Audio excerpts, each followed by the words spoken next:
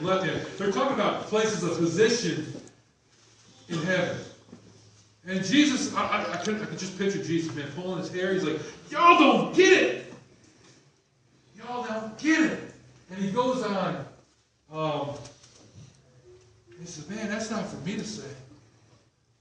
And the disciples who overheard him, they got a little angry, didn't they?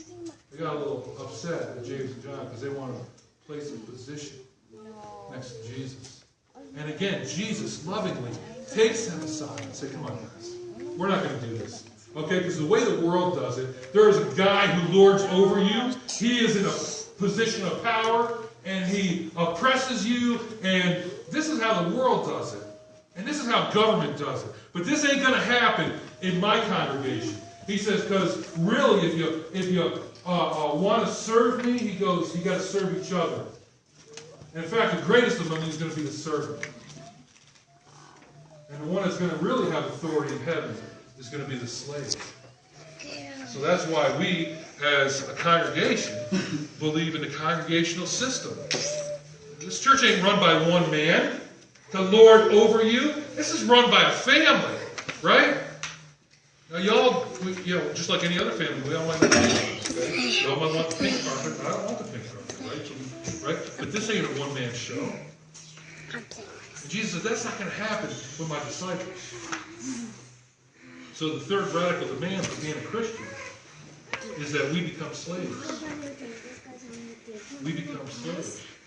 Look at this in verse 42. And I do use the stronger word slaves here because I think it's a beautiful picture of our lives as Christ followers. In fact, if you look at the New Testament, a lot of those New Testament books that were written by Paul and Peter, they start off with the statement, I, Paul, a bondservant of Jesus Christ. Or I, James, a bondservant of Jesus Christ.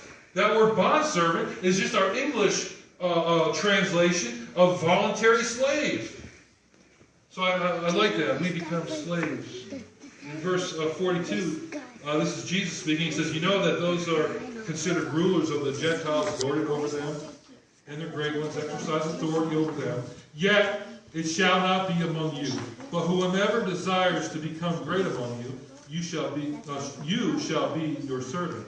And whoever desires to be first shall be slave of all. For even the Son of Man did not come to be served, but to serve, and gave his life for a ransom for many. Jesus told him, you can't think of God's kingdom like the world's kingdom. You can't. There is going to be one ruler, and that's Jesus Christ. Praise God. There's a picture of the throne room, and we looked at it in Sunday school. It was awesome. In Revelation chapter 4. So we do have a king that we serve. That's not like the world system. Jesus says we do differently. We do things differently than the world. We do things differently than the government that's set up. The principles that Jesus spoke of here are submission, equality, and a sense of working together. I want you to know something, y'all. We are in this together.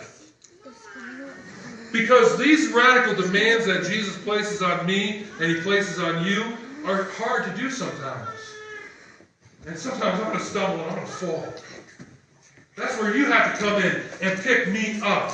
And when I'm walking this wonderful journey of faith, because I'm on this, I got a destination I got to go to, and when I see you struggling, I come beside you, and through grace and mercy, help you get through this. And we do this together. But real quickly, there's two words that Jesus spoke of here. He spoke of the word servant, and he spoke of the word slave. Diakonos is the word servant. That's the Greek word, diakonos. It's where we get our word deacon. It literally means to wait on tables. Anybody ever been a waiter or a waitress? Right? Yeah, y'all know about this, right? Somebody, you go and you say, hey, how you doing today? You try to be nice so you get a tip, right? And you take their order. You go and get their food. You bring it to them and you check up on them, right? It literally means to wait on tables. You are a servant. The word slave that's used here is the Greek word doulos. It means volunteer slave. Y'all know what the word volunteer means, right? Some of y'all did it yesterday. With the strong arm of the pastor over here. Right now, I didn't threaten nobody. Okay, so don't start. I asked y'all to show up, and y'all did voluntarily, right?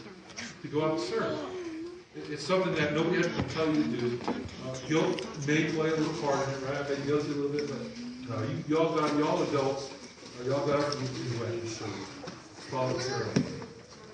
The word slave, doulos. We all know what slave means, don't we? Owned by another.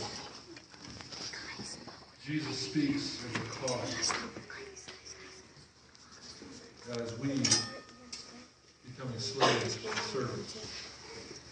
Not only to him, but because he's our main one that we are a slave to. But he tells us to serve each other. He says, because in that, the essence of what I did on the cross is going to be seen. 3 radical demands we follow Jesus.